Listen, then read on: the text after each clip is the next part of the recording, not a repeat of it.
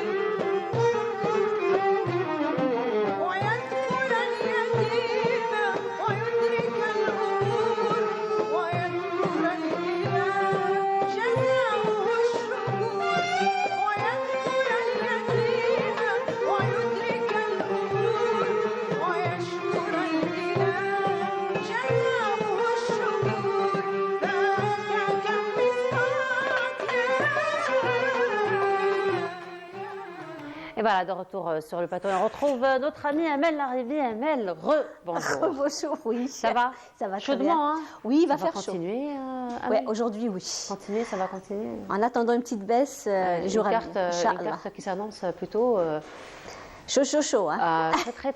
très chaud même. Après, hein. quand on va voir les températures, c'est encore mieux. C'est encore mieux, Avec c'est le encore rouge. pire. C'est encore... Non, dans le Ouais, sens. ouais, oui. voilà. Elle nous fait de la psychologie, hein, Amel, avant de commencer. On se prépare, oui. On se prépare. Alors, tu nous donnes quelques nouvelles du ciel? Allons-y. Et ce sera juste après cela.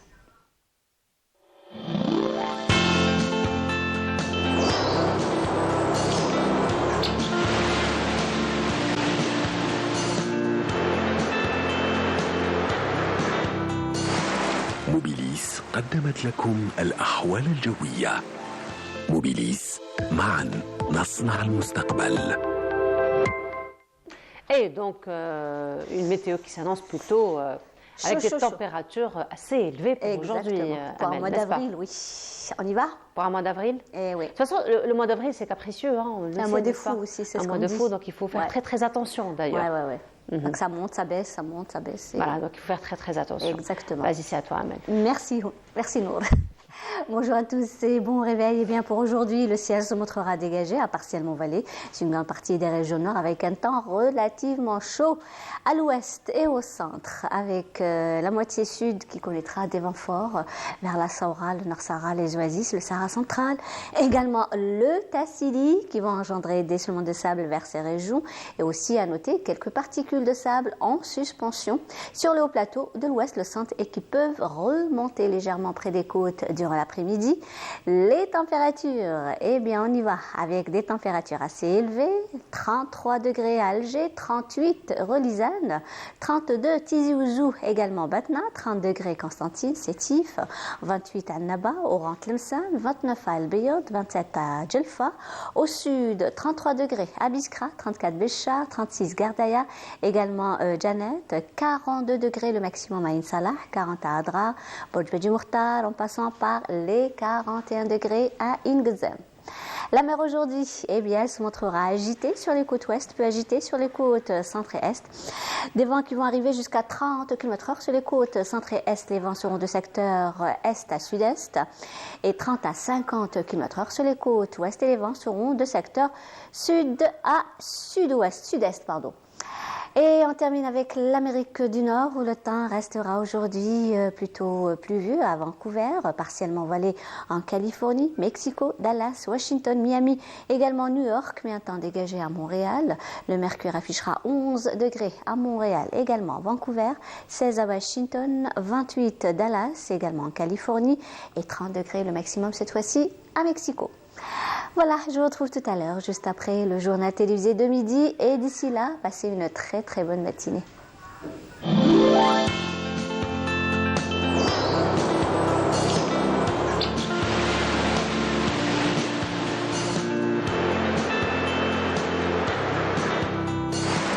موبيليس قدمت لكم الأحوال الجوية.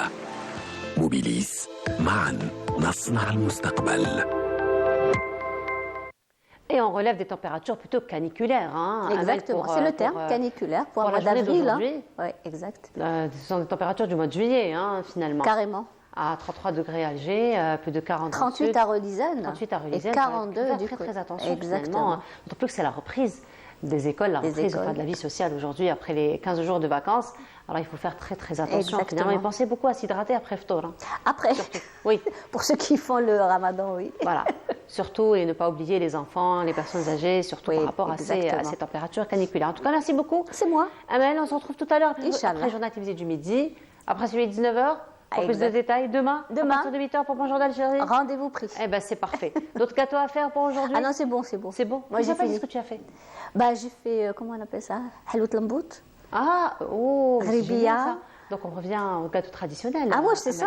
Moi, c'est gâteau sec. Hein. Moi, la recette de grand-mère. Exactement. Elle est fidèle. À l'ancienne. Ouais. Tu connais Tomia? Du tout. Ah ben, on va découvrir ça ensemble. D'accord. Moi non plus, je ne connais pas. Et ben, apparemment, c'est un gâteau. C'est un gâteau. Et c'est justement Soumaya Zerouali dans sa rubrique aujourd'hui, Saveurs algériennes, qui va nous faire découvrir ou nous donner donc la recette et les modalités de préparation de ce gâteau qui s'appelle Tomia dans sa rubrique Saveurs algériennes, que je vous laisse découvrir et on se retrouve juste après. Bonjour et bienvenue à vous, amis téléspectateurs. Très heureuse de vous retrouver pour Saveurs algériennes. Et aujourd'hui, je suis toujours en très bonne compagnie. Je suis accompagnée de Chef Siam. Bonjour. Bonjour Soumia. Shalaki. Ça va très bien. Alors, اليوم غلبنا رمضان ما غلبناش. Oula, ça va. Ça va. Ça va. Juste le temps de faire les gâteaux de l'Aïd. Ouais. Parfois, on se dit le dernier jour, on peut l'Aïd. Oui, Comme c'est ça, on vrai. aura le temps de terminer les gâteaux taouana. Avec la femme algérienne, elle fait plein de modèles. Et parfois, il y a quand même pas mal de quantité et tout. Hein. C'est vrai. Par contre, aujourd'hui, on va faire un gâteau hyper facile et surtout très bon que moi, personnellement, j'adore. Ouais, moi donc, ça aussi. s'appelle Touma. Ouais. C'est un gâteau à base de pâte d'amande. Il est difficile, mais en fin de compte, il est hyper facile Très à faire. facile. Moi, j'aime bien les gâteaux faciles et bons. Ouais. Voilà, et rapides surtout. C'est vrai. Alors, pour les ingrédients, Soumia, Alors, pour les ingrédients de ta recette, Siam, on aura besoin de quoi? Alors, déjà, pour faire une pâte d'amande, donc, des amandes, des conos, par contre, en poudre. C'est-à-dire finement. Poudre hachées. d'amande. C'est une poudre d'amande, exactement. Et bien sûr, la quantité de la poudre, on va utiliser 300 grammes. Oui. Et on va utiliser ce qu'on appelle le temps pour temps. Donc, D'accord. Donc 300 grammes et encore. 300 grammes de De sucre, sucre glace. glace. Voilà. Voilà, de sucre en... Pas de sucre en poudre. Non, c'est sucre glace. Oui, donc sucre en la poudre, zémikoun, c'est- vraiment fin. Sucre cristallisé. Donc, Voilà. alors, temps pour temps, 300 contre 300. 300 grammes de poudre d'amande contre 300 grammes de sucre glace. Amis téléspectateurs. On aura également besoin de quoi? D'eau minérale, ça va vous étonner un petit peu. C'est un petit peu la tendance Ça, en ce c'est moment. l'astuce. C'est l'astuce du chef. Voilà. C'est de l'eau. De l'eau minérale, De l'eau minérale. c'est-à-dire qu'avant, on ramassait la pâte soit avec un sirop, là, qui me déroule avec l'eau de fleur d'oranger. Pourquoi là, on va utiliser l'eau minérale, c'est-à-dire Pour garder la texture tendre. de- voilà, de et la même la forme, c'est-à-dire cette pâte, on peut faire même des fruits. Ouais. Des fruits en forme de poire ou là. Donc on n'aura pas hadouk, c'est-à-dire ça sera bien lisse, ça sera Ouais. bien net. Ouais. Voilà. Voilà, donc ça facilitera le travail du chef. Et pour le Allez. décor, nous avons du nacré pour faire décorer tout ça. Donc c'est du nacré en poudre. Oui. Voilà. Voilà. Donc pour la pâte, nous C'est directement. du doré, ça? C'est du nacré. Donc c'est entre le doré et le blanc. C'est un mélange de doré et blanc. Le nacré par rapport à la couleur, hein? C'est ça. D'accord. Donc, C'est c'est du nacré doré. entre le doré et l'argenté. Et voilà, c'est ça. C'est entre Ça le va doré et apporter l'argenté. beaucoup de brillance à notre gâteau, quoi. Voilà. Voilà, allez, on commence à travailler. Alors pour la pâte, On a la forme pour ça? On a la forme toujours. Super. Donc on a la poudre d'amande. Donc, la poudre d'amande, 300 grammes, on avait dit, contre 300 grammes de sucre Glace. Allez, oui. Ah, je vais les mettre là. Voilà. Je te laisse faire la pâte ou là? Vas-y. Ah, c'est hyper facile. Donc tu mélanges tout ça.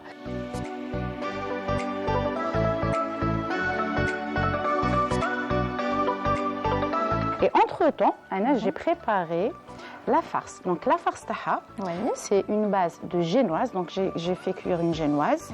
C'est des œufs, de sucre et de la farine. D'accord.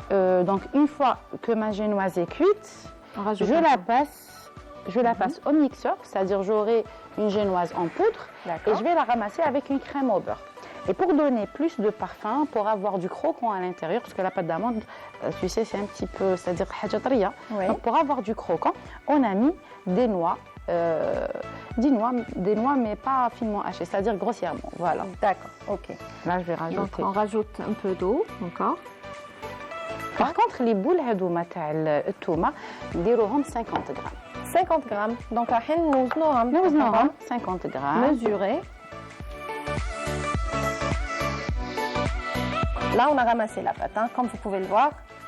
Très bien. Voici notre boule. Donc, on appelle ça une pâte, Pâte d'amande. tout simplement. C'était pas sorcier. C'est pas sorcier, voilà, tout est facile. Oui. Il faut juste aimer. Voilà. Voici voilà. donc notre pâte. Là, je te donne, on va mesurer On va peser, peser, je veux 50 grammes. 50 grammes. Là, par contre, les boules hadouma, il faut les préparer avant et les mettre au congélateur. Comme ça, le travail sera un peu plus facile. Vous êtes Donc, pour zédé. combien de temps? C'est-à-dire un quart d'heure, 20 minutes. Ça On peut suffit. même les préparer la veille. 45 heures. 50. 50, bingo. Aïe. دونك انت توجدي لاباط تاعك وانا نخدمو كيف هكا. Ça marche. Donc je vais poser ici. معليش. Je les mets ici. Alors on va commencer directement نبداو. دونك هنا واش نديرو دو بريفيرونس نحطو يدنا شويه في الماء ولا دو بور ولا on va mouiller هنايا la paume de la main ونفتحو on va étaler la pâte تاعنا باش Parfait. pour pouvoir introduire la farce تاعنا هذه. Allez, je t'attends, vas-y. Allez. نديروها ensemble. فتحيها Par bien. contre, يدي كبيرة. فتحيها bien باش هكا on pourra envelopper. Je sais pas pourquoi je dis ça. Ça va dans tous les sens aujourd'hui. Je suis contente d'être avec toi. والله c'est réciproque. Voilà, c'est bon. Très bien. Alors ديري لي une boule لداخل. Allez, au centre, je vais mettre ma boule. Et on va ramasser. Et là, on ramasse. Il ne faut Bien pas que ça casse. Hein. Après, c'est pas grave, hein. Si ça casse, on va pouvoir rectifier. Et là, نعاودو نولو. تعاوني روحك toujours بالماء هكذا. Ça casse chez moi la pâte. Hein. معليش هكا كملي هادية. C'est pour ça que il faut mettre un peu d'eau ou là un peu de beurre. Question que ça va glisser شوية. Mais je vais réussir, hein, t'inquiète pas. Non, après c'est facile. T'as compris على درنا la pâte هذه بالماء. C'est parce que شوف لما تكسرت لي mais une fois hein, hop. C'est facile après. Voilà. Voilà. Donc هنا par contre, أنا عندي une astuce très facile واش نديرو. Je mets directement du nacré في يدي. Ah, Et je vais enrober. Voilà. Tu enrobes ta boule. Et Donc la j'enrobe voici, boule. la boule. Voilà.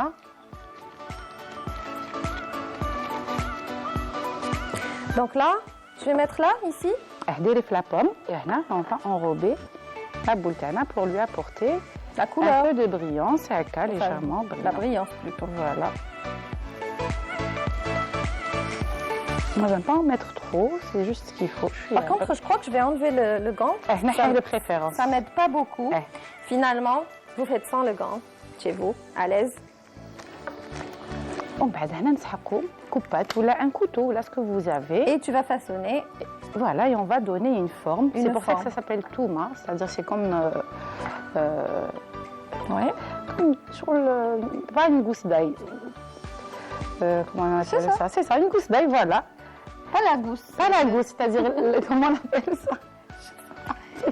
On va le dire بالعربية. Reste à tout. Reste à tout. En tous les cas. خلاص. Allez, on a fait plus simple. Alors شوفي هنايا سونيا باش تبيني دونك نبدا. Je vais la couper en deux. Mais c'est-à-dire ما ندخليش كاريمون لداخل. Oui, bien sûr, sinon Voilà. tu vas couper carrément. C'est juste هكا C'est donner juste de pour l'empreinte. façonner, donner une, Voilà. la ومن forme. بعد je coupe aussi en deux, là j'aurai quatre. ومن بعد كل وحده نزيد hop hop hop. Ouais, facile. C'est hyper facile, chauffez. Tac. Et là, je mets, il y a plein de fleurs qui se vendent en ce moment. Ouais. Sinon, vous pouvez les faire à la maison. Déro, notre petit décor. Voilà. Khero, notre réalisateur, normalement là, Ohna Maana, parce qu'il est très manuel, lui aussi. Il adore faire ça. Il en fait tout le temps. T'as vu, c'est facile. Oui. On aurait dû l'appeler. Par contre, voilà, au Khaddam, c'est notre réalisateur aujourd'hui.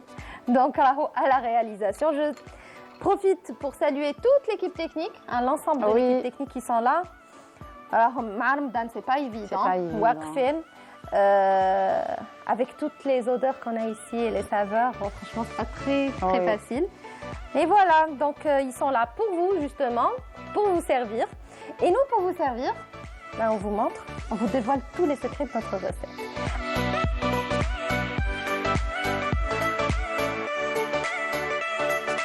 Oui. Manatani, je vais piquer la recette, je vais la faire pour l'aide. C'est facile.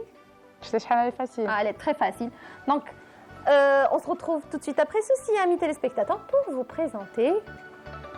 Et tout, ma. Voilà, à tout de suite. Si Hamia Teksaha, يعطيك صحة انت ثاني تعاونتيني. الله يسلمك, avec plaisir. Franchement, c'était une recette très facile. surtout très bonne. On va la goûter en bête.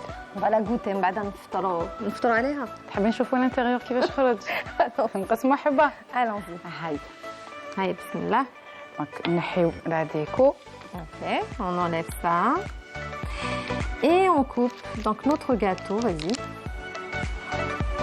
دونك شوفي كيفاش يجي بيان طونغ. Super. Ça a l'air bon ça. شوف. Ça a l'air très bon. خليكي Ça تاكلي. sent bon. Là, ça va, je résiste. Allez, une recette très simple, signée Chef Siham aujourd'hui, que vous pouvez reproduire chez vous aussi, amis téléspectateurs. On va remercier Siham pour sa recette. الله يسلمك. Merci Avec beaucoup. صحة. يعطيكم صحة. Donc à demain inchallah. صحة فطوركم. Voilà, demain, Inch'Allah Siham, et merci à l'ensemble de l'équipe technique qui a bossé dur aujourd'hui pour la réalisation de saveurs algériennes. Je vous retrouve quant à moi à 16h30 pour Ftor du Chef et demain encore dans Saveurs algériennes et dans Ftor du Chef. Allez, d'ici là, prenez grand soin de vous et de ceux que vous aimez et puis surtout, gardez le sourire, amis téléspectateurs. Merlbkom Shamdan, Haftorkom, salam. Et de retour sur le plateau, c'était donc Tomia et donc un très bon gâteau, tout simple. On a vu la recette et donc que vous pouvez simplement reproduire chez vous pour l'Aïd. Donc on remercie Soumaïa Zerouali ainsi que son invité Siham Arhab pour cette belle recette. À présent, place à la santé puisqu'aujourd'hui nous célébrons la journée mondiale de la santé. Nous en parlons en compagnie de notre invité Dr Nassel Grim. Bonjour, marhaba bik. Alors, je ne sais pas si je vais vous dire Ramadan Moubarak ou Eid Moubarak. Les deux. Les deux. Voilà, il nous reste quand même quelques jours pour Ramadan. Là, merci. Alors, vous êtes inspecteur central au ministère de la Santé. Oui, exact. Marhaba bik. Alors, aujourd'hui, nous célébrons la journée mondiale de la santé, donc qui coïncide avec le 7 avril de chaque année. Et donc, c'est une journée qui est célébrée, comme vous me le disiez il y a quelques instants, depuis 1950, une date à laquelle on se rappelle que l'Algérie était encore sous le joug du colonialisme, n'est-ce pas? Oui, effectivement. Depuis la création de l'OMS en 1948, c'est à ce moment-là que ça a été institué une journée mondiale de la santé, qu'elle soit commémorée chaque année.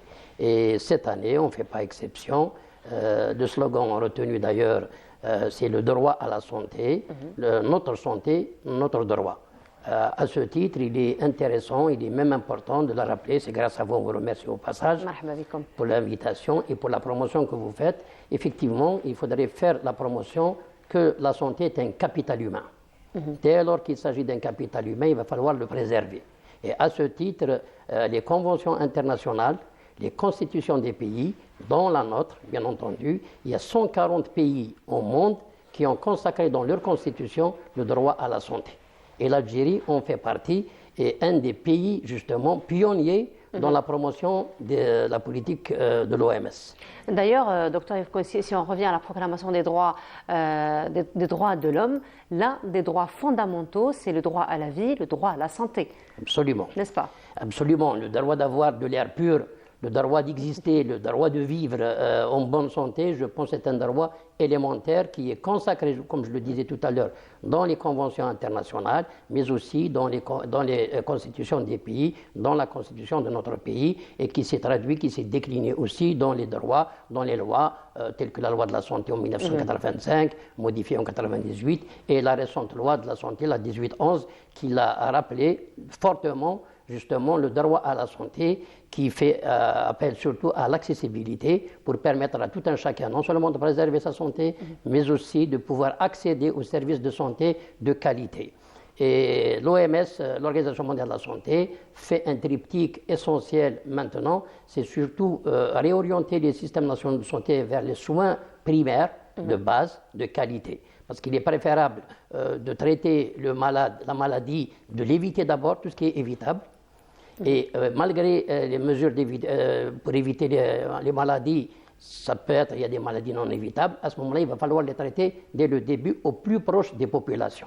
D'où un tissu tel que nous l'avons développé dans notre pays, un tissu sanitaire extrêmement dense, l'un des meilleurs au monde. C'est un système national de santé très généreux. À ce titre, je peux juste vous annoncer que récemment, Monsieur le ministre de la Santé, on est en train, dans le cadre de la politique nationale, on est en train de réhabiliter les centres de santé. Il y a la salle de soins, il y a le centre de santé et il y a la polyclinique. Nous sommes, on peut le dire avec fierté, nous sommes l'un des pays qui a un système de santé les plus généreux au monde, dans la mesure où tout le monde sans discrimination, sans niveau de vie, tout le monde a accès aux services de santé. Gratuit. Et là, gratuitement. Gratuit d'ailleurs. Gratuitement, ils ne payent rien. C'est pour permettre l'accessibilité. Et là, on est dans la couverture sanitaire universelle telle que prônée par l'OMS, sans pour autant qu'elle dise son nom. Les médicaments pour les malades chroniques sont gratuits, avec la carte assurance. Les non-assurés sont couverts. Donc, on a vraiment un système national de santé très généreux, gratuit pour les personnes, mais il a un coût pour la collectivité. Il faudrait que les gens sachent que la santé elle a un véritable coût pour la collectivité. À ce titre, il va falloir le préserver. Justement, docteur, parce que ça a un coût sur les collectivités, qu'aujourd'hui on parle de prévention. D'abord, déjà, pour permettre à la personne de vivre dignement, de vivre en bonne santé, de vivre plus longtemps. D'ailleurs, on va en parler de l'espérance de vie dans un petit moment. Mais surtout, aujourd'hui, on développe ce qu'on appelle aujourd'hui la médecine préventive. Donc aujourd'hui, on veut bien que la personne ne tombe pas malade. Absolument. N'est-ce pas? Absolument. Bon, ça, c'est les paradigmes de santé qui ont vraiment évolué. En termes de médecine, on est passé de la prévention, du traitement, ce qu'on appelle la médecine de 5 P. En plus, bien entendu, du traitement, de la personnalisation du traitement, on est passé à l'axe préventif qui constitue un axe fondamental en santé pour promouvoir justement la santé des populations. Et surtout, on est passé à la prédiction. Oui. Avec les technologies nouvelles, on peut même faire de la prédiction, d'où l'intérêt d'avoir des données sanitaires fiables en vue de prédire les tendances des pathologies à venir. De notre côté, concernant la prévention, il faudrait savoir aussi que la santé, ce n'est pas un problème d'un ministère uniquement. C'est un problème de toute la collectivité, c'est la santé dans toutes les politiques nationales. Pluridisciplinaire. Et tous les départements sont concernés, à commencer par l'individu. L'individu, c'est un droit à la santé, mais aussi il a une obligation de préserver sa santé, ainsi que celle de son entourage. Les gouvernants, effectivement, on a des obligations aussi, en tant qu'institutionnels, de pouvoir intégrer la dimension santé dans toutes les réglementations, dans toutes les lois.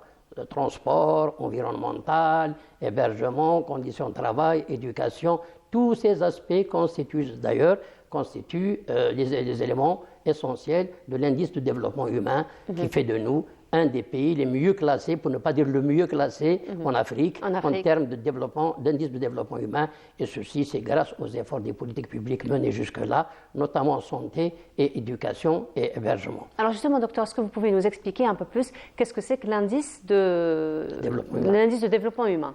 Au fait, l'indice de développement humain, c'est un faisceau d'arguments, faisceau d'indicateurs croisés pour savoir dans quelles conditions l'être humain il évolue. Dans la mesure où on est, je l'ai dit tout à l'heure, avec un capital santé.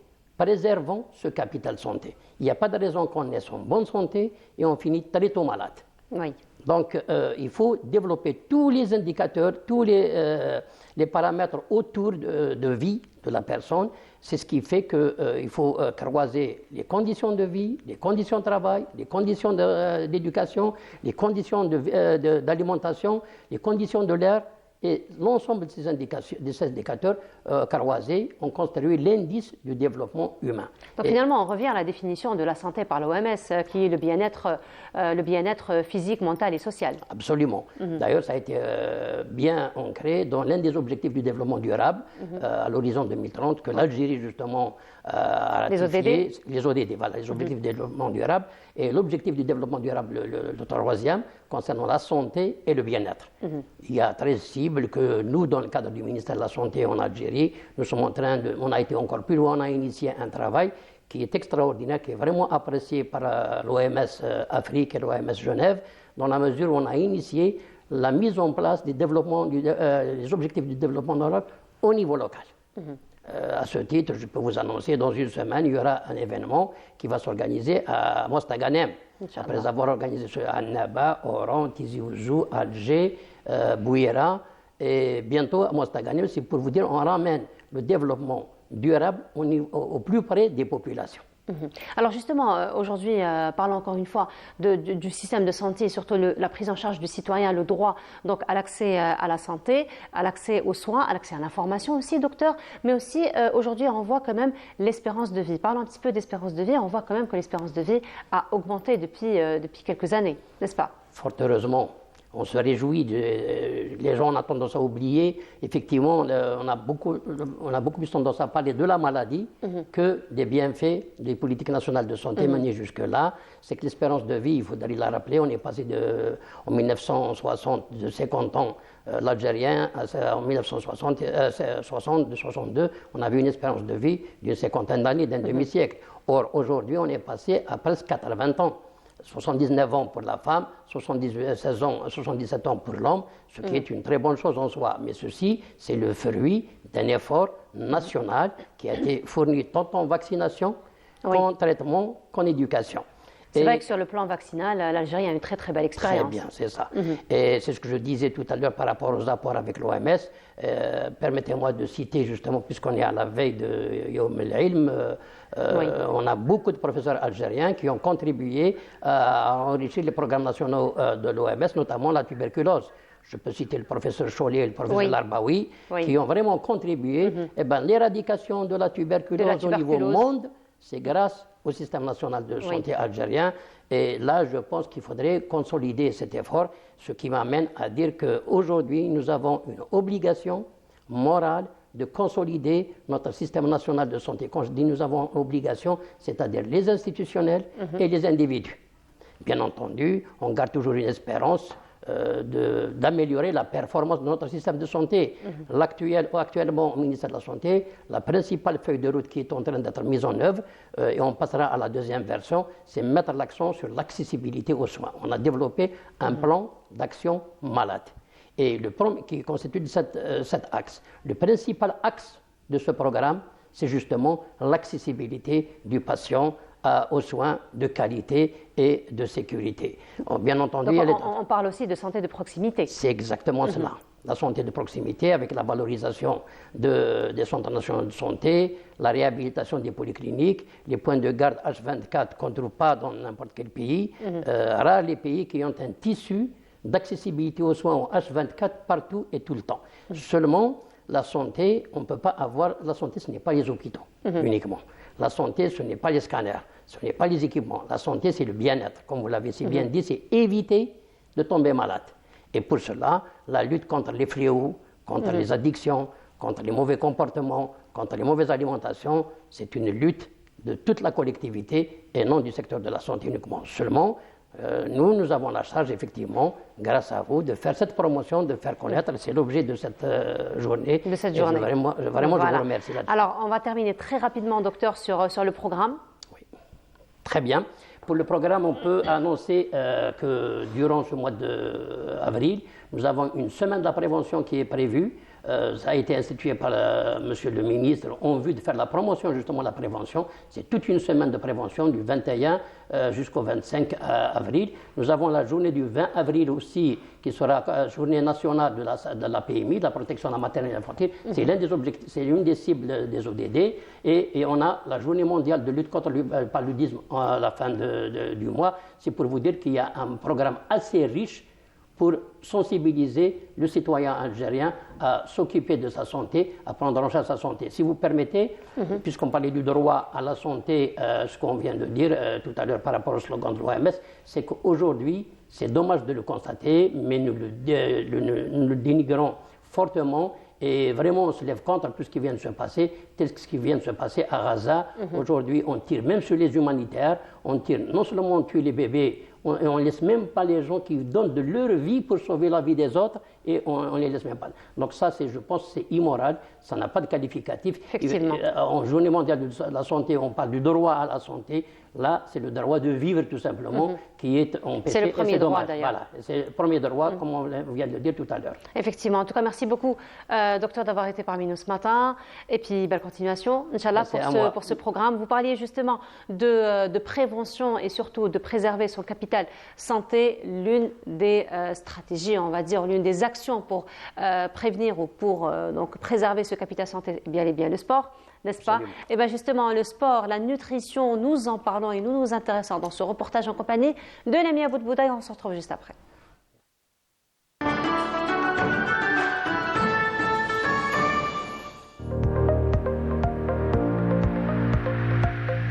Depuis Depuis le début du Ramadan, plusieurs espaces verts de la capitale, comme les forêts de Beynam et Bouchaoui, enregistrent une affluence accrue de sportifs.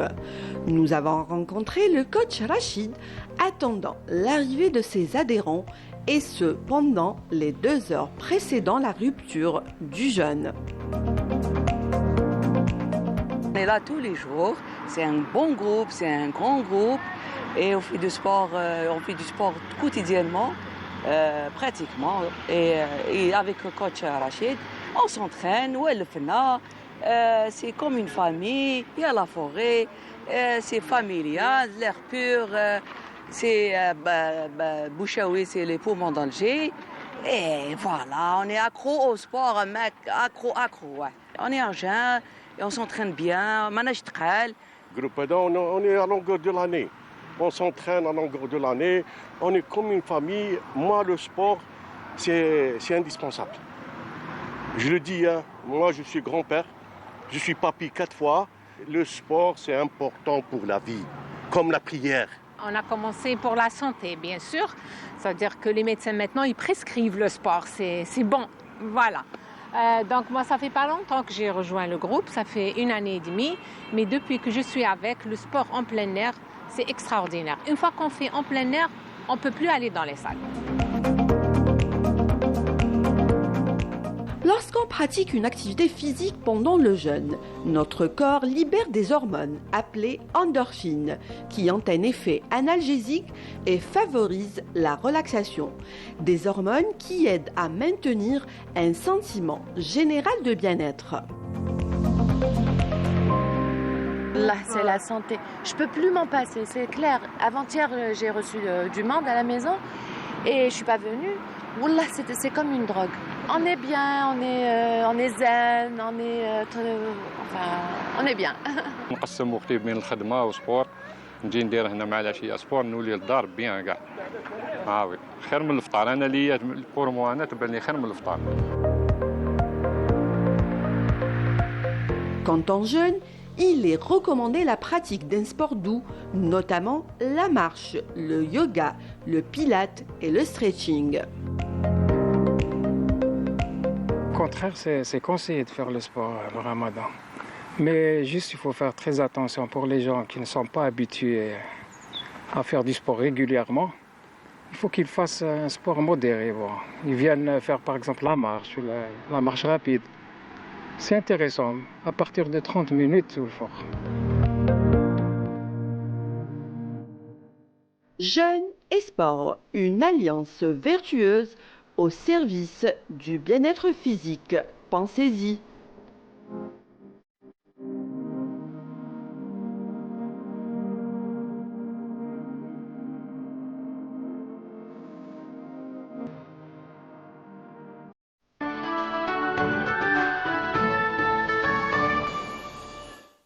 Et l'apport de la société civile et tout ce qu'elle fait pour accompagner les démunis, accompagner les citoyens dans le besoin. Nous en parlons ce matin en compagnie du docteur Djamel Belbaqi. Bonjour, bienvenue à vous. Bonjour, merci. Merci de l'invitation. Même si on arrive à la fin.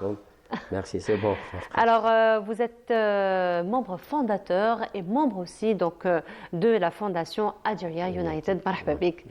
Marhaba bik. Alors, marhaba bik. Alors, il faut dire que c'est une fondation qui active beaucoup sur le terrain, n'est-ce pas? On vous reçoit à chaque fois et à chaque fois vous venez avec de très très beaux projets et à chaque fois vous dépassez la barre de vos objectifs finalement. Oui, très bien. Donc, nous, c'est la polyvalence et l'organisation qui nous fait qu'on est en train d'avancer dans nos projets, parce que la Fondation, elle compte une 30aine de projets.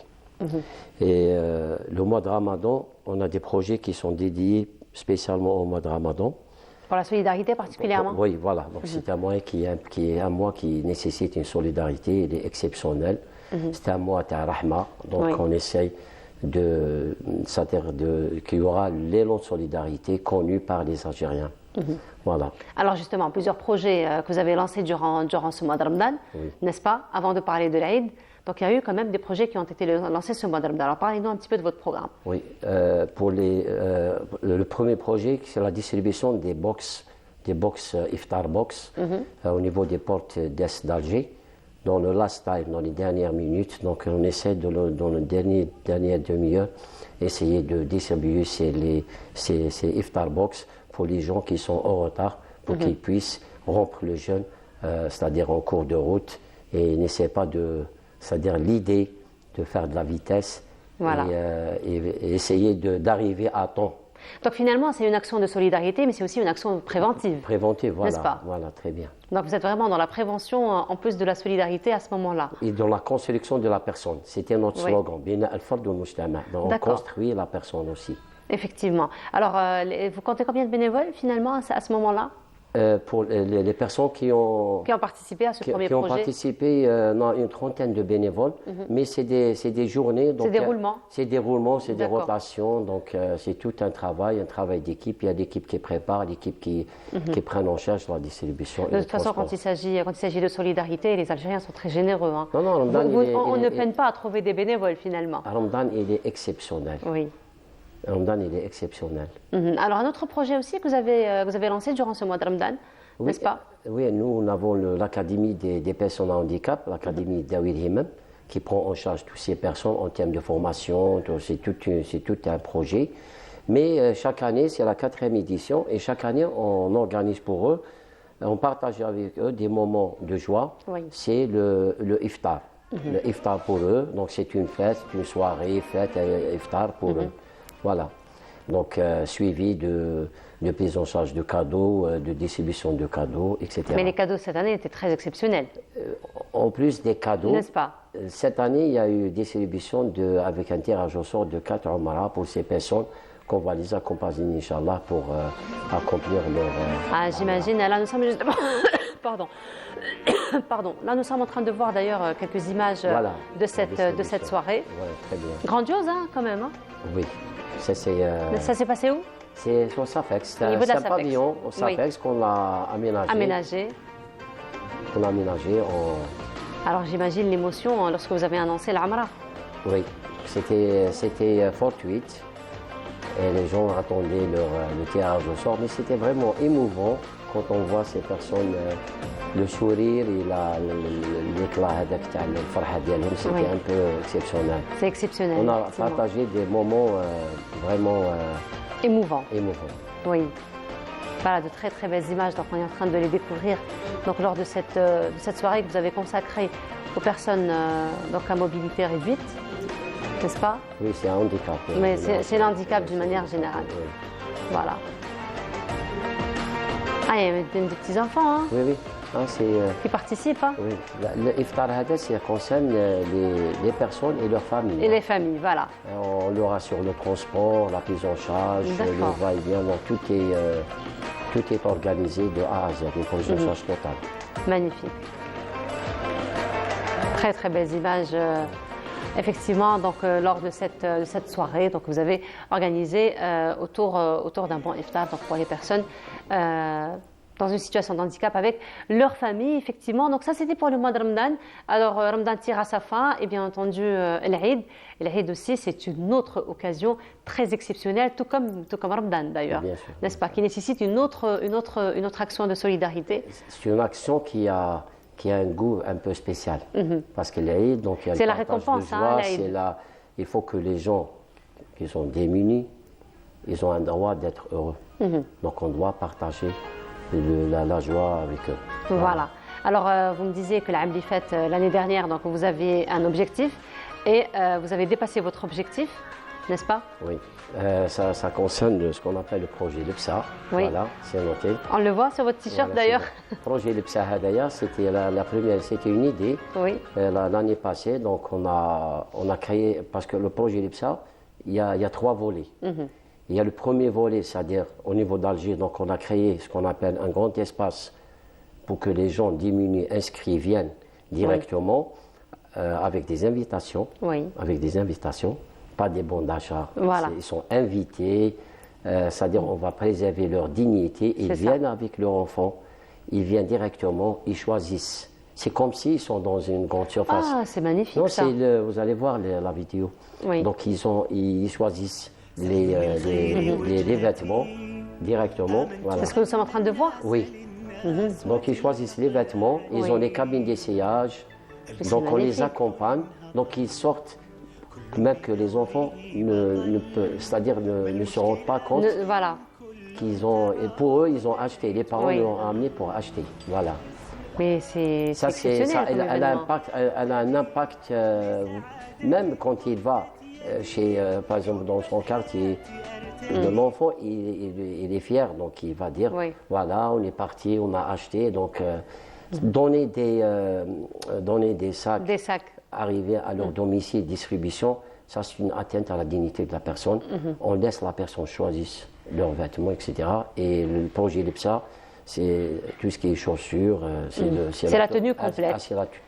C'est la tenue complète. C'est la tenue complète. Alors justement, on a vu quand même qu'il y a eu un grand choix, quand même, un grand choix. On a vu, vous avez fait ça dans un hangar, c'est ça? Non, c'est un pavillon au Safex. Pavillon au Safex, toujours, oui. pavillon au Safex. Donc on a vu quand même qu'il y a eu plusieurs étalages. Hein, donc les personnes sont là, à déambuler. À tout âge, c'est classé par rayon, etc. Et donc là, on passe à l'organisation. Donc finalement, les gens qui sont derrière tous ces dons, toutes ces donations, finalement, on parle d'une très grande générosité dans ce cas-là, n'est-ce pas? En plus, pour les vêtements, c'est des marques.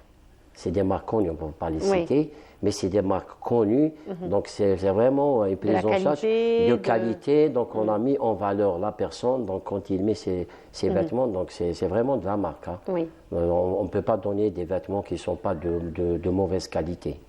Mais sinon, comment vous avez pu, j'ai envie de dire, organiser tout cela? Donc la générosité, elle est de taille finalement. Oui, c'est par les réseaux sociaux. Oui. Donc il y a un vrai élan de solidarité. Mais c'est magnifique tout ça. Ça veut dire, on peut dire encore une fois que Denia Mazal après, quoi. Mazal après. Hier, il y a un donateur qui a appelé, donc il les a conviés à venir dans une grande surface. C'est une marque. Oui. Donc ils sont partis, une équipe est partie, elle a choisi un bon nombre c'est-à-dire d'équipements directement. Très bien. Quel est votre objectif cette année, justement? Pour cette année, on a un objectif de 4000 enfants habillés. Hier, on a dépassé la barre de 3000. Espérons qu'on dépassera la barre de 4000, peut-être 5000. Donc ça dépend aujourd'hui et demain. Donc ça dépend de l'arrivée des donations. Si en 3 jours, vous avez dépassé le cap des 3000, j'imagine que ces 2 jours aussi... On arrivera, Inch'Allah. Inch'Allah, oui. Pour le projet LIPSA, il y a 3 volets. Donc on a le volet, tout ce qui est la prise en charge, tout ce qui est à Alger. Donc il vient pour choisir. Le deuxième, c'est les malades atteints de cancer. Oui. Donc au niveau d'Alger et au niveau de Blida et Betna. Donc on a déjà distribué pour ces enfants malades qui sont déjà hospitalisés, qui vont passer l'Aïd à l'hôpital. Donc ils ont reçu leurs vêtements à l'Aïd. Déjà on l'a fait l'année passée. Donc il y a plus d'une centaine d'enfants malades qui ont reçu leurs vêtements. Le troisième volet, c'est les régions lointaines. Oui. Pour le Sud, il y a 5 jours on va expédier des vêtements en coordination avec des associations locales.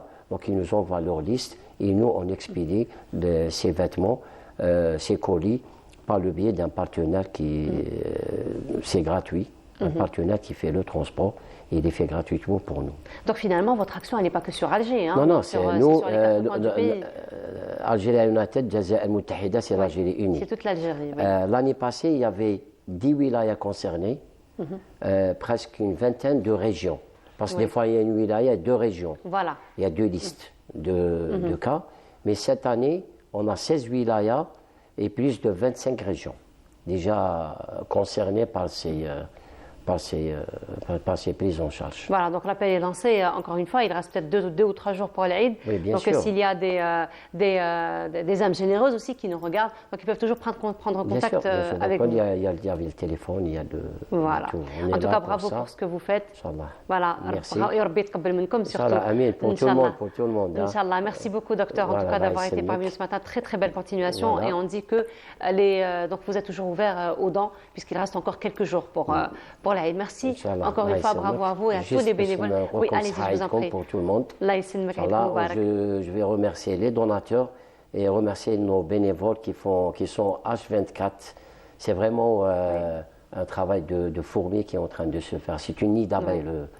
J'imagine. Voilà. Ya'takoum as-saha. En tout cas, très Voilà, belle continuation, merci. docteur. Merci beaucoup. Ouais, Docteur Jamal Belbaki, je rappelle, vous êtes membre fondateur de Algeria United. Merci encore une fois d'avoir été parmi nous ce matin. Et on continue, cette fois-ci, nous allons aller du côté d'Alicante en compagnie de notre amie Yamina Saïdji, elle qui s'est intéressée donc, au marché là-bas, comment la communauté algérienne à Alicante est en train de se préparer pour l'Aïd et donc le marché particulièrement. Je laisse voir ce reportage et on se retrouve juste après.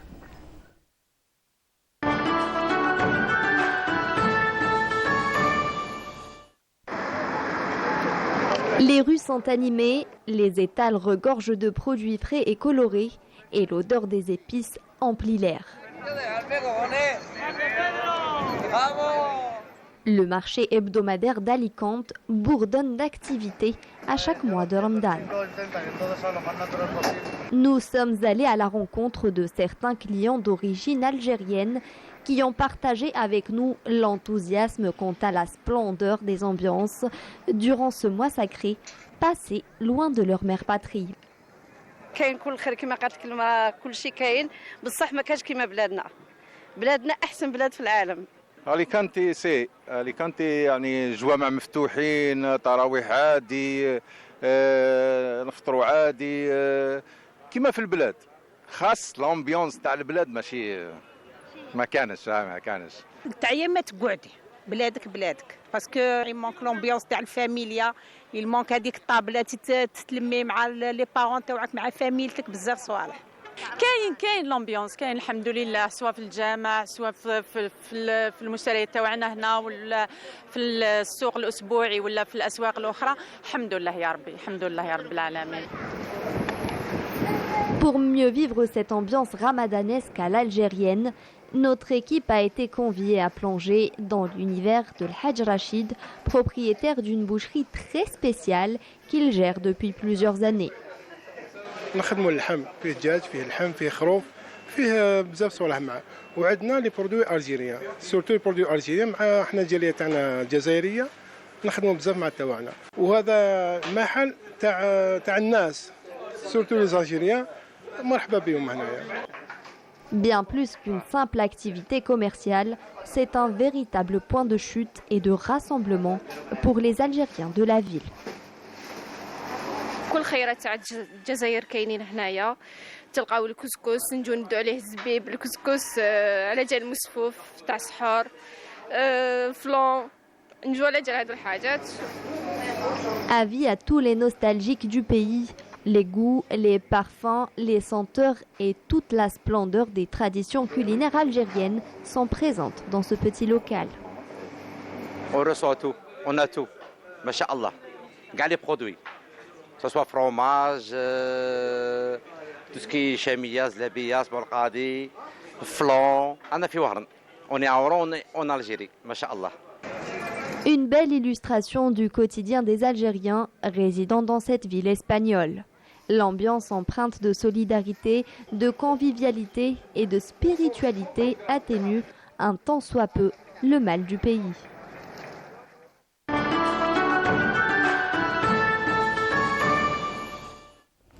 Et place à la culture, cette fois-ci, une metteur en scène parmi nous ce matin qui en a rendu hommage vendredi dernier. Il s'agit de Madame Hamida Eid El Hadj. Bonjour, marhaba bik.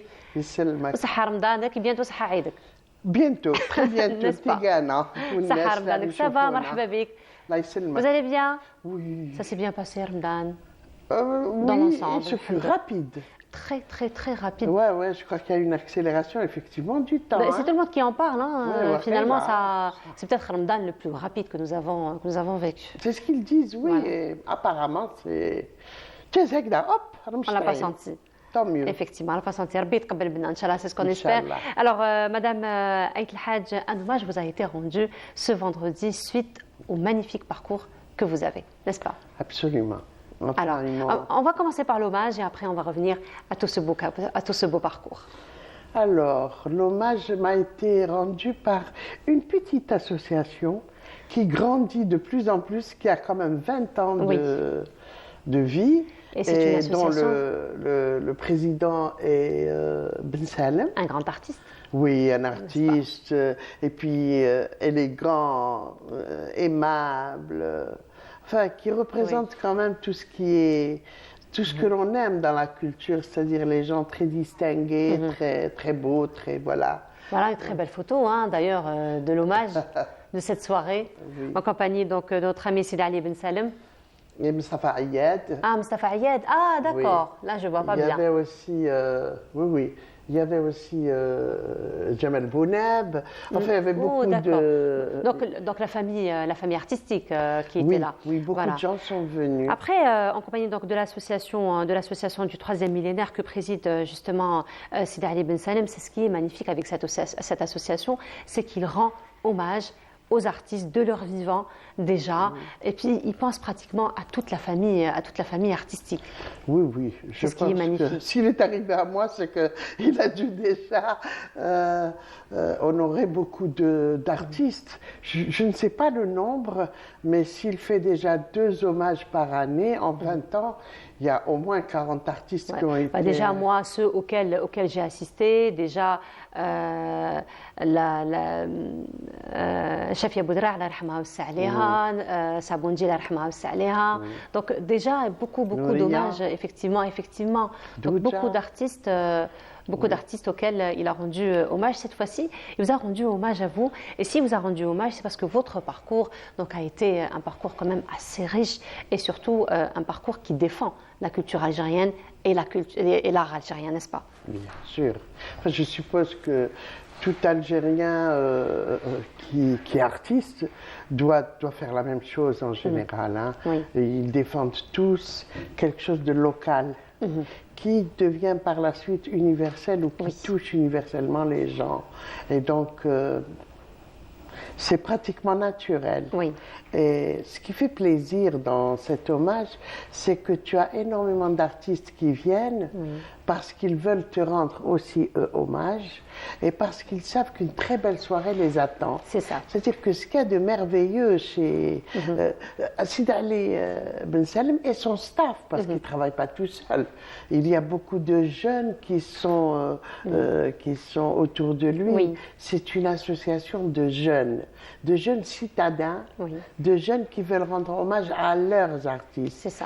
Et je suppose qu'ils auraient aimé rendre hommage à Richard, ils auraient aimé rendre hommage à Itzai, comment il s'appelle, le chanteur qui est décédé il y a 1 année ou 2.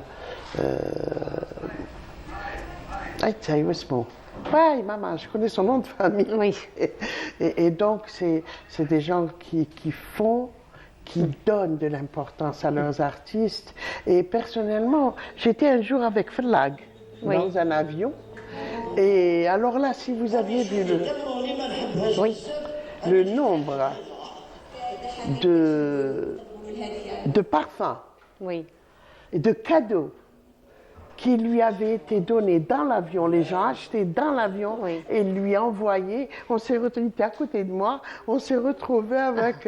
C'est une forme de reconnaissance, ils adorent. Finalement, parce que la personne, finalement, on a besoin de cette culture, nous avons besoin de cet art. Alors justement, vous-même, Madame Aït El Hadj, vous êtes metteur en scène, j'imagine que vous avez beaucoup travaillé avec tous ces artistes qui, d'abord, avant le petit écran, ont fait la planche du théâtre. Toujours, souvent, et c'est les meilleurs. Souvent. Et c'est les meilleurs, effectivement. C'est la meilleure école. Hein. Oui, quand nous avons fait la tournée du butin à Paris et à travers la France, que ce soit pour Douja ou pour Fatiha Berber, quand l'une ou l'autre jouait dans le spectacle, il y avait des gens du peuple qui venaient avec l'Iksara, c'est magnifique ça. Et ils étaient là, vous sentez cet amour qu'ils ont pour les artistes, qu'ils voient bien sûr au petit écran, mais qui continuent à vivre chez eux, parce que toute la nostalgie de l'Algérie, elle est aussi incarnée par ces gens-là. C'est-à-dire qu'ils les aiment. On s'identifie finalement peut-être parce qu'ils les ont fait rire, c'est tout. Juste faire rire. Oui. Tu vois, Wardia est adoré. Ah oui. Wardia a été adorée. Ah oui, rahmatullah alayha. J'ai C'est une entendu légende. un Hein. artiste dont je ne citerai pas le nom, qui a un succès monstre en tant que chanteur et qui vient d'affirmer que Ntoub, Inch'Allah, et j'arrêterai la chanson parce que haram. Mais non, l'Aden est chanté d'ailleurs. Tout est chanté chez nous. Et si tu prends les zaouïas, tu apprends énormément de choses. Quand tu vas dans les zaouïas de n'importe quelle ville d'Algérie, tu as différents types de chants. Oui. Où on fait des louanges à Dieu, des louanges à Mahomet, on fait, et tu sens tout, et tu sentiras tout cet amour à travers la musique qu'il donne à tout ce qui est religieux, tout ce qui est fort. Donc la musique a toujours fait partie de ce qu'il y a de plus beau chez nous. D'ailleurs, on a même classé les premiers pleurs du bébé comme un chant. Ah, ça, je ne savais pas. Eh ben oui. Pourquoi pas? Eh ben oui, Ben le premier cri du bébé, eh ben, il est heureux d'arriver dans le monde. Heureux d'arriver dans le monde, effectivement. Il le dit à sa manière. Revenons un petit peu à votre parcours et toutes les belles choses que vous avez faites. Quels sont peut-être les moments qui vous ont le plus marqué dans votre parcours, dans votre travail à vous? Tous. Je n'ai jamais fait un spectacle où je... Un moment qui m'a vraiment frappé. Un moment particulier. C'était dans Un couteau dans le soleil où j'avais préparé un spectacle écrit avec Farid Bennour. Et nous avons donc pris de la poésie algérienne que nous avons imbriquée de manière à ce que ce soit une dramaturgie. Oui. Et donc, il y avait de très belles choses. Tu avais le Rouati, tu avais Tibouchi, tu avais Sénac, Amrani. En fait, j'avais vraiment... Et puis, comme chanteur, j'avais pris Dir, Lasnaoui. Donc, ce qu'il y a de meilleur chez nous, et tu fais donc une sorte de patchwork de tout ça pour dire voilà ce qu'on risque de tuer chez nous. Voilà ce qu'on est en train de tuer. C'était les années horribles. Oui. Et je me rappelle, on a joué à Montpellier. Et là, il y a beaucoup d'intelligence yatana, une diaspora algérienne très forte. Et quand on est rentré dans la salle, j'ai senti une vibration comme un stress dans le public. Pas chez mes acteurs, dans le public. Arrivé chez les acteurs, ce fut l'horreur. Ils étaient tous dans un état de stress. J'ai pris une bouteille d'eau et je me suis mise de côté. Le spectacle se passe, un silence absolu. Ils applaudissaient là où il fallait. Il y avait des you-you qui retentissaient à un moment donné aussi où il fallait. Et une interactivité synchronisée, quoi. Le rideau tombe. Pas un souffle, pas un applaudissement. Moi, ça m'a paru une éternité, je ne vous cache pas. Ça m'a paru un quart d'heure ou les 5 minutes au moins. Ça devait être peut-être non, plus que quelques secondes quand même. Ça devait être peut-être 30, 40 secondes. Il y a eu un silence. Et puis brutalement, la salle a explosé. Ça, c'est quelque chose que je ne peux pas oublier parce que nous avons eu très peur vu la réaction du public. Puis brutalement, cet éclat d'applaudissements qui a fait qu'on venait de gagner, la culture algérienne venait de gagner, on était heureux. Et donc, pratiquement l'une des plus belles expériences que vous avez vécues. Expérience, c'était à Montpellier et une au TNA aussi. Au TNA, c'était mon premier spectacle, Le Chant de la Forêt, un 8 mars. Le premier spectacle, ça remonte à quand? En Algérie, ouh là là. Ça remonte à loin. 2007, 2000. Oui. Non, pas 2007. 1987, 88, 87. Et là, il y a eu la même chose. C'était la Journée des femmes. Oui. Le 8 mars, il y a eu aussi un silence. Puis le théâtre a vibré par les you-you. Ça aussi, c'était un moment très, très, très fort. Voilà, les deux moments que j'ai eus, c'était en Algérie. Qui vous ont marqué. Oui, quand même. Après, le premier, il marque toujours. Hein. Le premier spectacle, généralement, ça marque toujours. Mon premier, il était avant, et puis il était en Russie. Et puis donc, mon premier, c'était en Russie. Oui. Donc, en Russie, je savais que vu que mon chef était avec moi, je savais que mon spectacle allait marcher, vu qu'il a été filmé, il a été donc... voilà. Voilà, donc très très belle expérience. Alors justement, après toutes ces années, c'est quand même un peu plus de... Vous avoisinez une expérience d'une quarantaine d'années. Oui, qui ne sert à rien vu que je ne travaille pas. Au théâtre, c'est assez pénible de travailler, on vous appelle difficilement. Par contre, j'ai été appelée par Merzak Alouesh pour jouer dans 2 de ses films, des rôles principaux. Et ça a été une expérience absolument formidable aussi. Il y a eu plein de prix, il y a eu plein... Mais lui, il a des prix sans moi déjà, hein, il a toujours eu des prix. Il est très connu à l'étranger. Et il devait même faire une rétrospective de ses films à Gouna. Puis ça s'est arrêté parce qu'il y a eu tous ces événements. Et voilà, tous ces événements de Reza.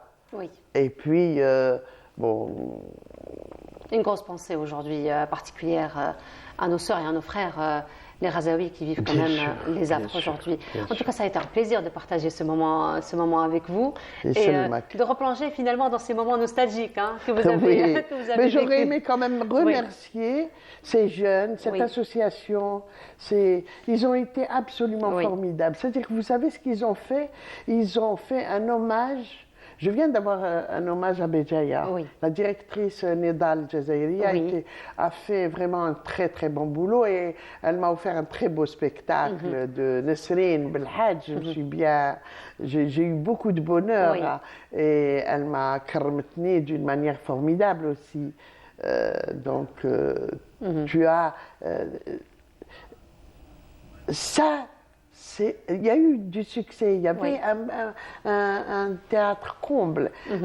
Mais là, c'était encore plus fort parce que les gens ont eu droit à une très belle soirée. Et ça, ce sont les gens d'El Bahja, les jeunes, qui ont fait cet amalgame avec Ben Salem, qui a fait un très très beau patchwork de très très belles, d'artistes. Kanoulid Lanqis, Rena.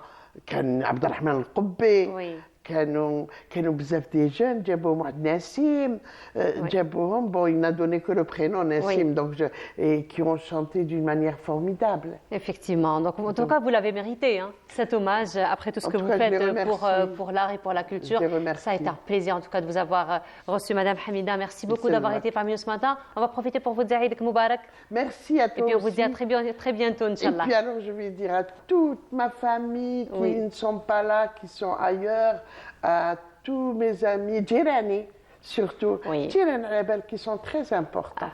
C'est une seconde famille. C'est une seconde famille. Et à tous les artistes qui sont venus, mille merci d'être venus. Merci beaucoup.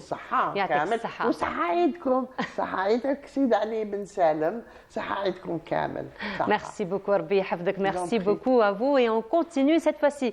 Fela Bennour a rencontré Brahim Hadj Qasim et assisté aux répétitions à la salle Ibn Khaldoun lors de son passage à Alger pour une soirée la semaine dernière d'ailleurs. Alors Brahim Hadj Qasim qui a animé une soirée musicale hier au Centre culturel à Paris. Donc je vous laisse voir cette rencontre en compagnie de Fela Bennour et on se retrouve juste après.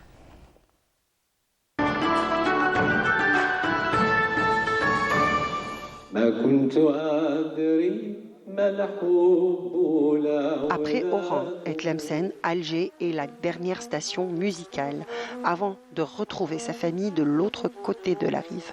Brahim Hadj Qasim, un nom, une voix reconnue comme l'une des plus belles de l'école de Tlemcen.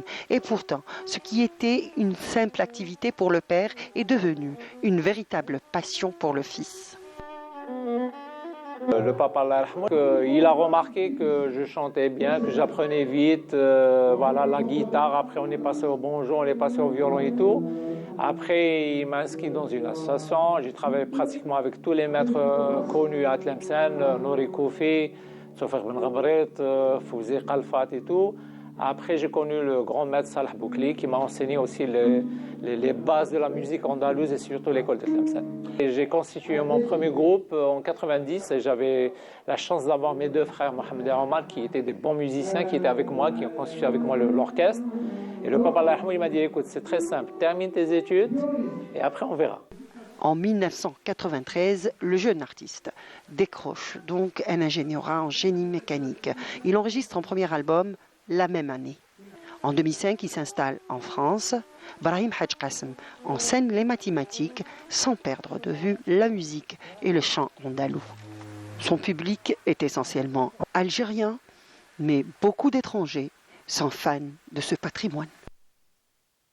Ils ont commencé à découvrir la musique andalouse, le haouzi, et ils sont très curieux. C'est-à-dire que, je vous donne un exemple, quand je fais par exemple un spectacle à l'Institut du monde arabe, la programmation c'est 2 ans, 3 ans avant, il faut présenter le programme et il faut traduire les textes.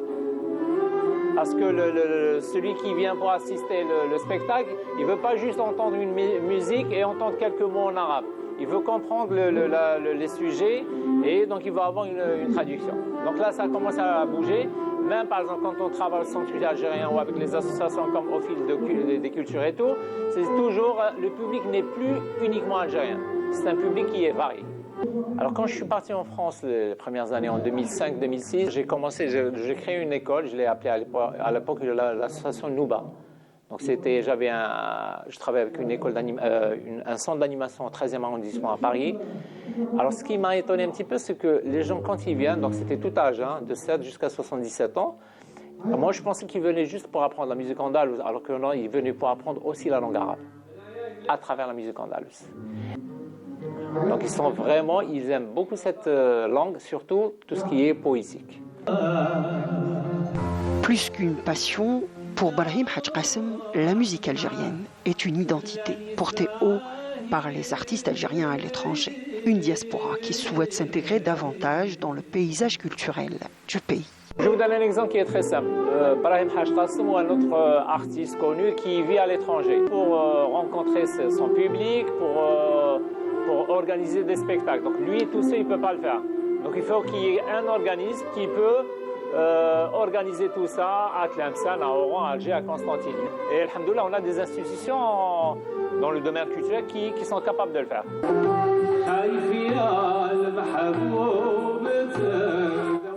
Et à propos de projet, l'enfant de Tlemcen nous donne rendez-vous en juin prochain à Paris. Ce sera le 16 juin à la salle des Folies Bergères. Ce sera sur l'esprit soufi, avec Dr Saadan Ben Babali qui sera le narrateur, et notre ami Khalil Ben Ahmed, un violoniste virtuose, et qui sera aussi le chef d'orchestre. Donc on va présenter l'histoire du soufisme, en commençant par Rabi al-Adawiya jusqu'à Cheikh Amir Abdelkader et Cheikh al-Alawi.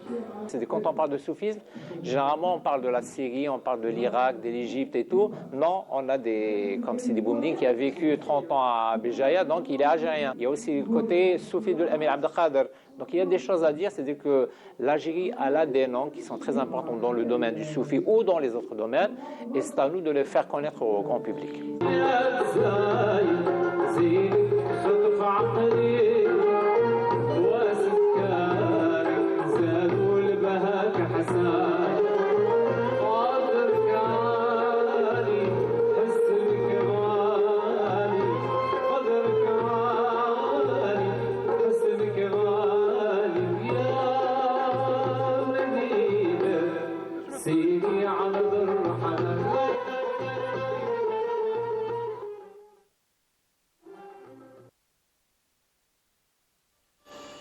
De retour sur le plateau et nous ont rejoint nos amis Samira Hadj Amar. Samira, bonjour. Bonjour Nour. Comment ça va, Samira? Ravie de te retrouver. Le plaisir est partagé depuis le temps. Oui, j'ai migré.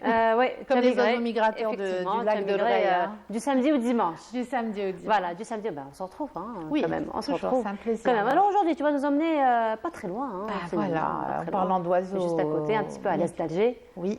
À l'est d'Alger, à une trentaine de kilomètres. On ne dit pas qu'Yezid est avec nous. Si, comme ça, il va me... Et comment pour lui dire Et comment Enfin, tu es une rose. Qui elle, moi, toujours la rose.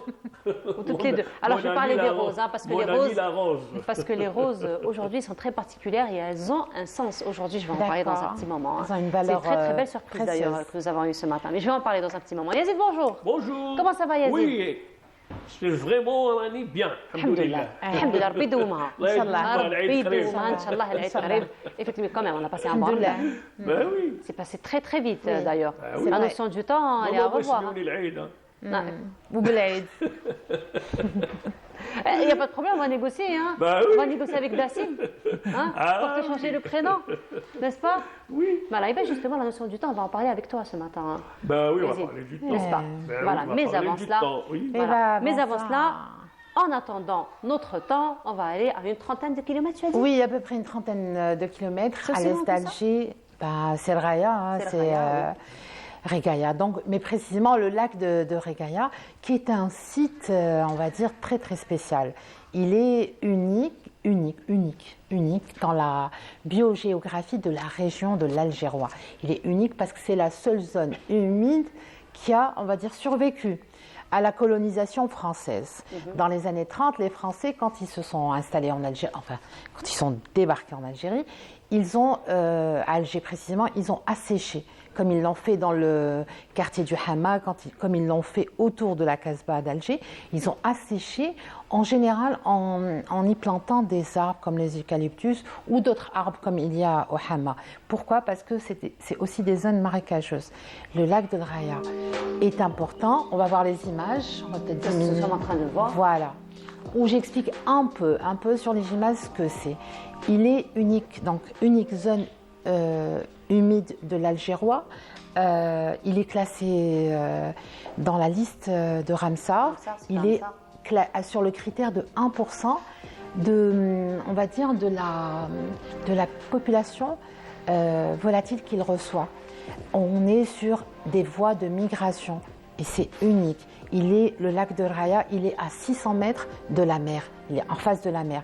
Les oiseaux, ils arrivent, ils passent par là. C'est aussi, on dit, le rescapé de la zone marécageuse de la Mitidja. Il y a 2 lacs qui existaient dans le lac Haloula, qui a été asséché par les Français. Et donc cet endroit, il est très important.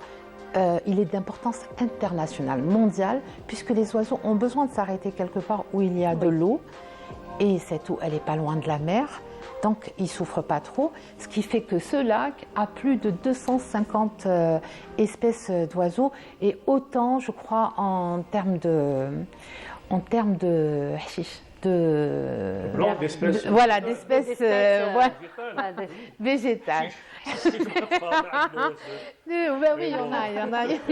Elle a dit elle m'a fait penser. C'est comme ça. Elle m'a fait penser au fameux adage. Oui, moi j'appelle ça. C'est la verdure, voilà. Mais il y en a.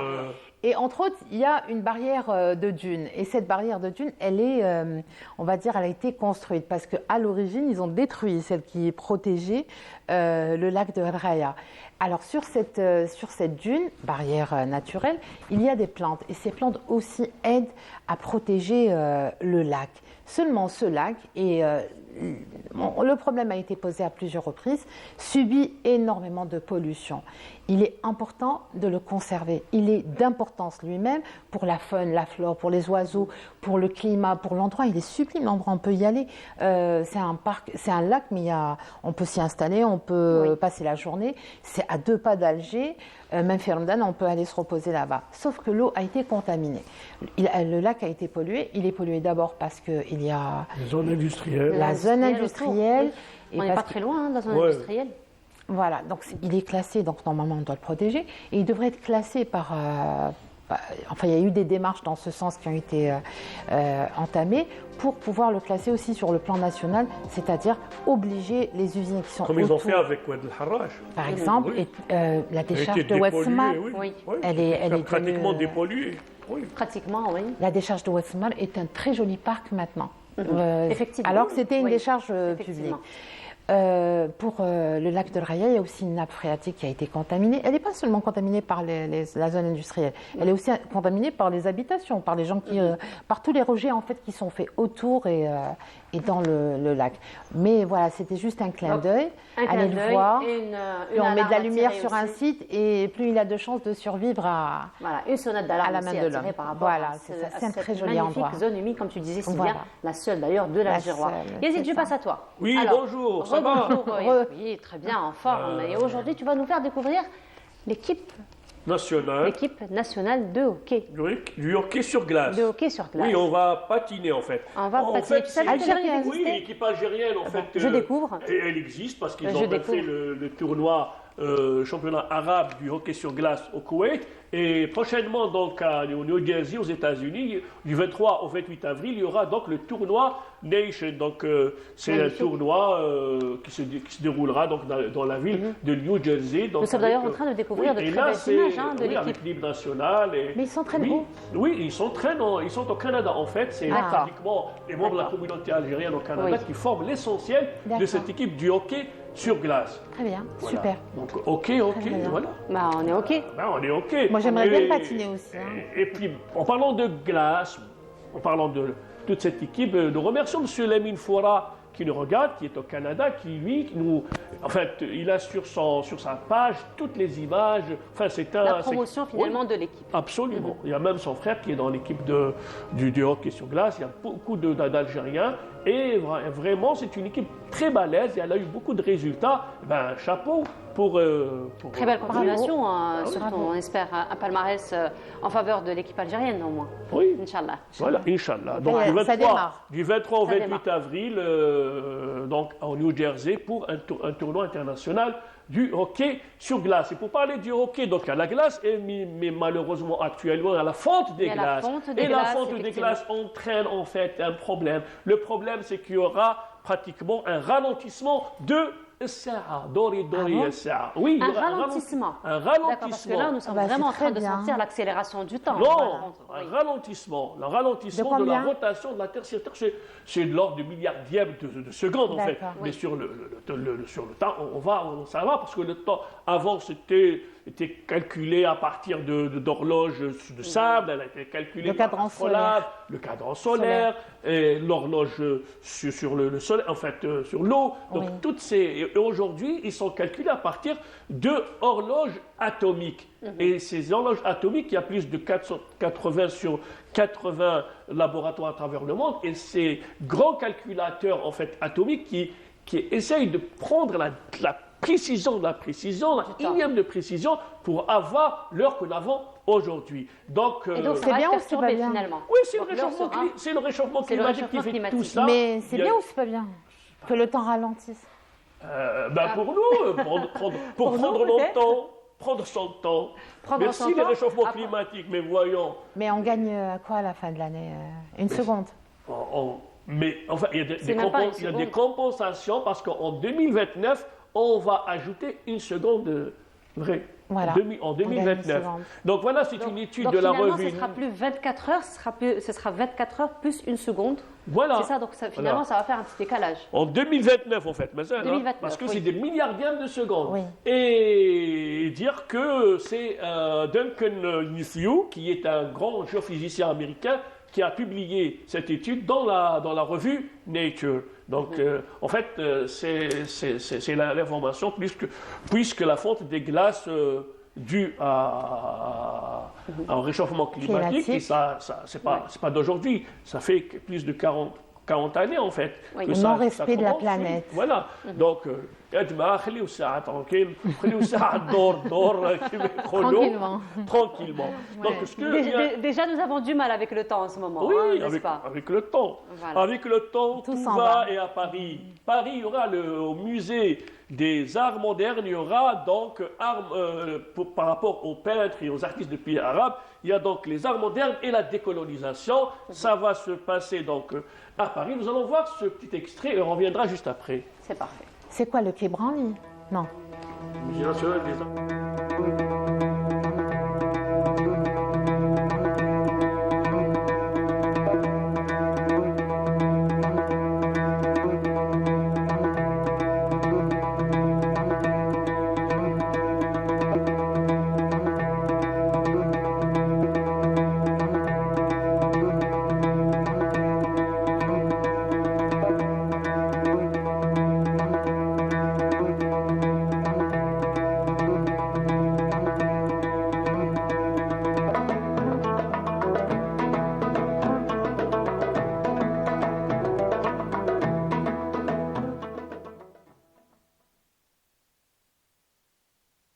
c'était Ça a déjà commencé, oui, oui. c'est pratiquement tous les grands peintres arabes, égyptiens, il y a même il y a libanais, tunisiens et algériens avec Baya, avec Issacham, avec Khadda, avec tous les grands peintres algériens, Azwaou, Mamri, donc tous ces peintres. Donc il y aura pratiquement 200 œuvres de peintres arabes et qui vont parler de la Nahda, donc de la Renaissance, puisque au moment de la Renaissance, c'est là où les premiers peintres égyptiens, notamment, qui ont débarqué sur Paris, ils ont commencé à travailler et à créer cet éveil pour la nation. Les années 50 Avant les années 50. Avant les années 50. Nahda, c'est au temps de Jamal Din Afghani, Oui, Kawatibi, etc., Mohamed Abdou. Et il y a eu des grands peintres égyptiens, donc alexandrins, Caïrote, etc., et libanais qui ont commencé déjà.